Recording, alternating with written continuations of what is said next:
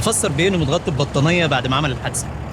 بطانيه ايه يا عم؟ كات ايه يا استاذ فهمي؟ انا اللي اقول كات. انا ما بكلمكش انت، انا بكلم شراوي. تعالى يا شراوي. عايز ايه في ايه يا فهمي؟ في ان المخرج ده قليل الادب، وشي مش باين وسايبني نايم هنا 3 ساعات جثه. الجثه دي بتقبض ولا مش بتقبض؟ بتقبض. النومه دي بتعد فلوس ولا ما بتعدش؟ بتعد.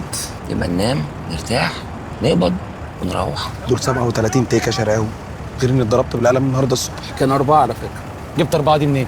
مش احنا كنا بنعيد؟ في ايه يا عم انت؟ افسك العداد دلوقتي حالا يا شراوي، انا مش هكمل الفيلم الهابط ده. وفيلا الزايد مين اللي يدفع القسط يوم الاثنين؟ طيب ممكن تتكلم معايا عاملني احسن من كده؟ اوامر اعتبره حصل.